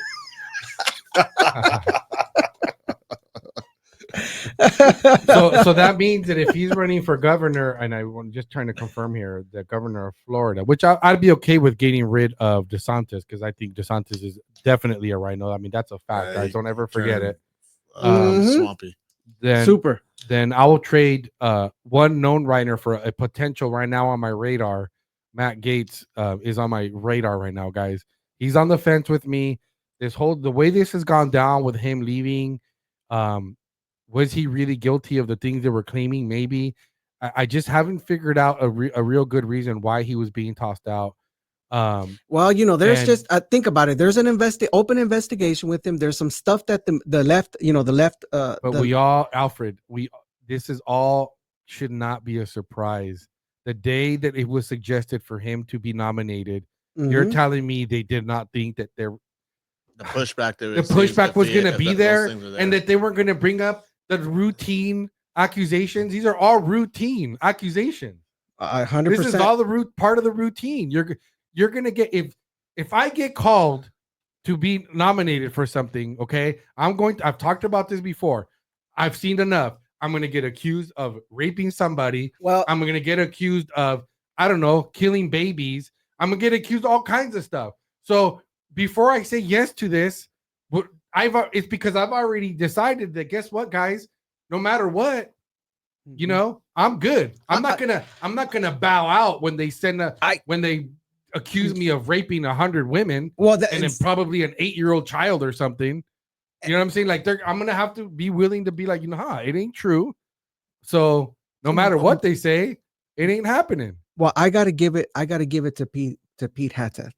Right? Exactly. That's the difference. Think about it. See, I got to give it to this guy because he stuck to it. He just said, "Nope, I don't have. I'm being called for a position here. Right. I'm gonna stand by my position, my role, and I'm just gonna do everything I can to answer to the call." You're making my point, Alfred. Exactly. But now the other thing that I'm thinking about, Gaetz not doing that. Matt Gaetz, I don't know what happened. He was in there. He was doing more damage in. I don't know why he stepped out. To be honest with you, in a sense, I'm looking. If you have a baseball team, right? Sometimes you are going to sacrifice, somebody, shooting a air ball, whatever, right? And then somebody will say, "Well, that's not what you do when you're playing baseball." No, but when you bat and you hit, sometimes somebody's going to take an out, right? So you can get that extra run.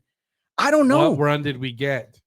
That's my point. What run did you get? You got no run. It makes no sense. Who else bailed out that was making a big impact in there and was a real bulldog? Trey, what was it?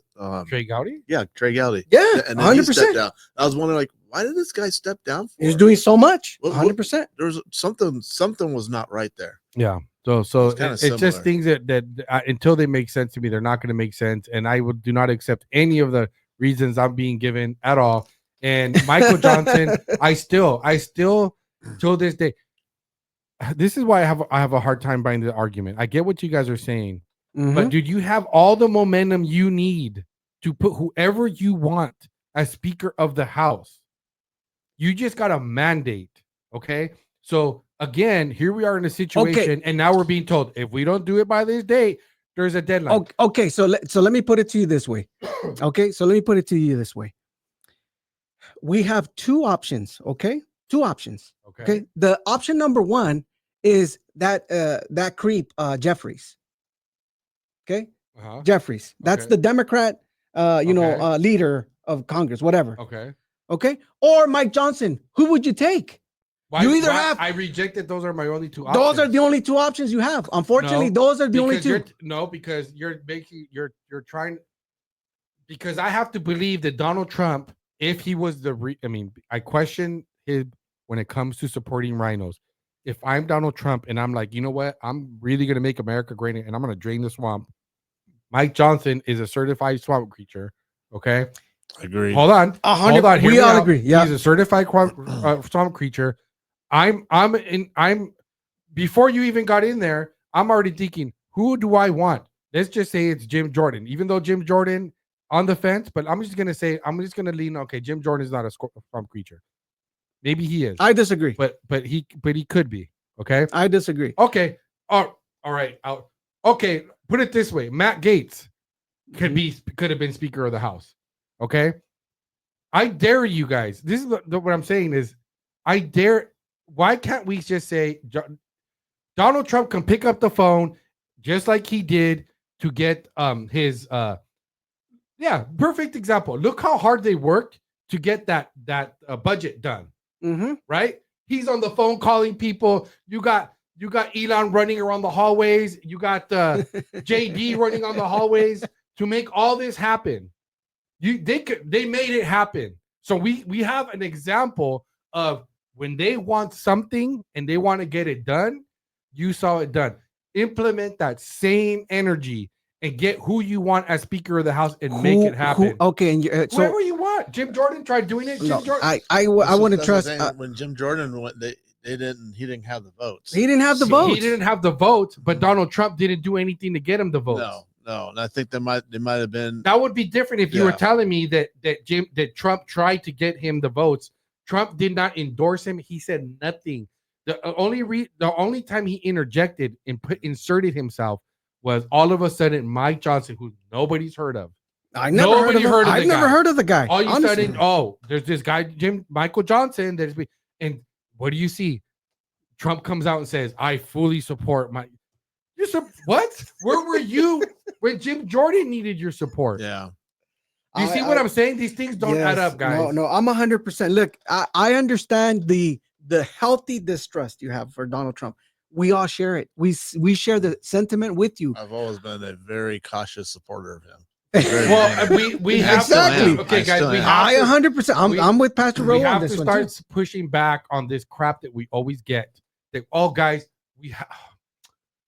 guys, we had to do it because if not, such and such. It happens all the time. I'm tracking with you. I'm just saying this is why I believe he did it.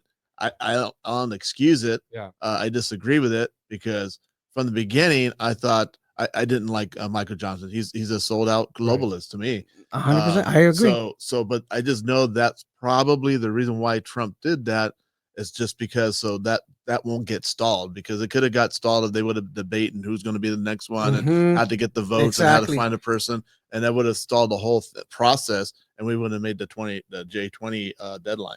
Yeah, I just don't trust that that's true. Is what I'm saying. I just don't trust that that's true because we know he endorsed them the first time and how that went down, and he did it again. And now we're just being told, well, we had to, guys, because otherwise we couldn't have made the deadline. Well, see, I just don't trust that that's true. I think, okay, you're telling me you had no other options. You could not have made some phone calls to find out, hey guys, this is the guy that I want. This is the really guy I want. Well, the guy's following Trump and the UFC fights now too. You know, exactly. Right? I mean, think about it. Why was He's in the plane with he's in the plane with Elon and Vivek. You know what I mean? Eating McDonald's. I mean, the thing is this, man. I honestly think that right now, I'm with Pastor Raul. I have a very, very healthy distrust of Donald Trump. You know, I don't agree with a lot of stuff that is happening, but yet again, I'm not in the shoes and I don't know exactly what's going on. But think about it, bro. Just think about the process that happened when we booted out McCartney. It took so long. And plus, Alfred, that's not a good example because again, I remind you that this is what I'm suggesting. Did it only take that long because Trump did not insert himself into the process? Because when he did, and it happened just to be when Michael Johnson came up, immediately he passes. Okay, do you see what I'm saying? Is it you're telling me like, hey, we see what happened last time. Look how long it took. Okay, was that because Donald Trump let it go that far, bro? You know. I would buy your example if we in that scenario Trump had endorsed and pushed to get Jim Jordan, and yet you still did not get him through. That's why. Then I would say, okay, crap, your guy, yeah, we could look back last time, guys, and Trump endorsed, and then we still went another round and went another round. Then I would concede your point. But I can make the argument that, hey, guys, look what happened, though. As soon as Donald Trump inserted himself and said, I endorse Michael Johnson, immediately he got passed. Okay? So I can tell you, oh, look at what happens when Trump actually says who he wants. They get passed right away. Okay? So could we have done that? Why did we do that? Well, those are the things that we cannot. Those are good, Alfred. I'm always right. No, and it's fine. And I think at the end of the day, look, I hear 100% what you're saying. But at the end of the day, what would that say about Trump then? If he's get behind a swampy creature, well, this is not the only example, right? Exactly. Okay, I mean, we go down the line. How many swamp creatures has he endorsed and nominated? And I think the coup de grace is Operation Warp Speed. And he still hasn't walked back or said anything about the vaccine. Now they're just kind of shifting the blame on Biden. Right. Well, it started with you. It started with him, bro. We still don't have an apology. Yeah. No, I 100%. I'm with you guys. All these things. See, that's what it's called when we have. See, the Unrestrained podcast, man. Everything is unrestrained. We don't have. Attitude. Like we just go full on and we ask these questions, man. We introduce the forum so we can start asking. See, a lot of people out there that are conservatives and are looking at this, right? This is what politics does. You know what I mean? There's a lot of questions in the background, bro. At the end of the day, that bill that they were introducing, it doesn't matter, if you cut it down from 1,500 pages to cut it down to 80 when you approve the thing, and you allowed all these shenanigans to go in there. All kinds of pork. Exactly. All kinds of pork. Down. Exactly. Let the government shut down. Notice Trump didn't take that position. Yeah, let it shut down. That's what it needs to do. Just let it shut down. All right. I think he didn't do it because he's not in there yet. You see? He's not in there yet. No, I don't buy that one either, Alfred, because after in his first term, he made the excuse. He said he had I'll remind you guys, remember he's with Dick Cheney and Nancy Pelosi. I'll shut it down. And then what? He did not let it shut down. Okay. And then he comes out and says, I didn't want to have to do this. I don't like it, but I'm going to do it anyways, basically. Signed off on that bill so that the government wouldn't shut down after he had they called his bluff and he folded. And then it happens again and he again signs the bill. And who pays for it? So really I would consider this is the third time that Trump has backed down has actually folded in favor of not allowing the government to shut down. He is 3 for 3 on it. Yeah, I agree. I agree. And who pays for it? We did. The American people. Our children's children. Infinitum. Right. 100%. Man, wow. And we won't even get it because we want to wrap this up. I'm not even going to mention the HB1 visa Oh. right now, which he is wrong, and we'll get into that maybe. I think we will, man. I think If we he will. gets rid of income tax, then he might redeem himself. exactly. But man, but everything that we're talking about here, man, it's because we want to bring it. We want to bring a thought, right? For all of you out there that are paying attention to this, a huge shout out to Charles 17, bro. That guy has been active, man. Charles 17 says, How "Is do you know Trump?" it's a guy? Well, I don't know. You can tell me, Char, if it's a guy or a girl, whatever. I don't give me your pronouns. Not getting joking. Just go ahead. It says Trump is the bloodline of the Rothschild? Question mark. That's a good question. I've heard that kind of stuff. I heard it. I heard that so many times. Yeah. But at the end, the guy has been active. He's been bringing a lot of good valid points, and a huge shout out to him who's been active, or her at this point. I don't know. He, sure, him. Women. So he's a woman. So that's why I said her, because it's Chara. Okay, so that's why. Well, the exception of the two presidents, every president has been related as distant cousins. So, and he's actually distant cousin related to Hillary Clinton. So, the bloodline in our presidents, if you go back, you'll see that only two of them were not related. Wow. And those bloodlines go back to Europe and England. Yeah. Wow. So I would say Charra is probably female because I keep thinking charro. Yeah, charro. Yeah. And it's charra, but I could be wrong. But she said mujer. Mujer. Yeah, there you go. I was right. That's why I said that's a pronoun. I mean, might as well find out. You got to read it in Spanish. That's all right, right, guys. Well, thanks for joining us. I'll be out next week, but I'll be back here the following week. And maybe we'll get into HB1. And who knows, man? By then, we'll see how many more bombings and terrorist attacks we got. Civil War. We'll find out, man. Get in our bunkers. Yep. Hey, Pastor, before we leave, Pastor Raul, tell us a little bit of what happened on the run. I know you provide an update because people keep on asking us here, what happened with Pastor Raul and his run? Give us an update. What happened? Well, we made a tremendous run at it.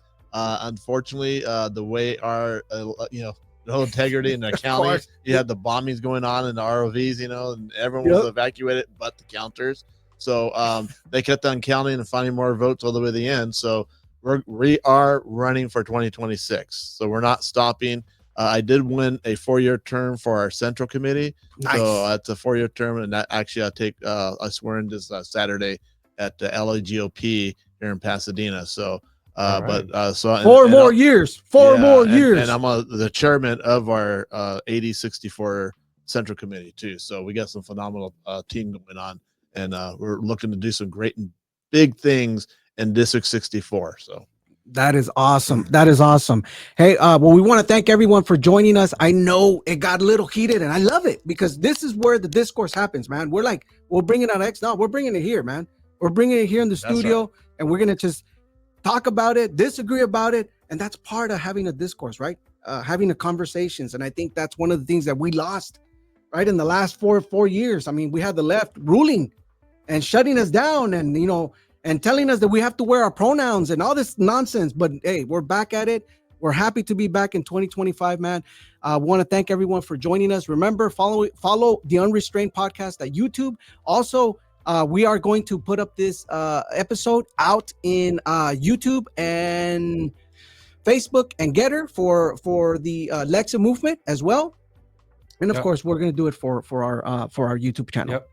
All right, guys. Well, thanks for joining us. See you in 2 weeks. Thank you so much, everyone. God bless. God bless.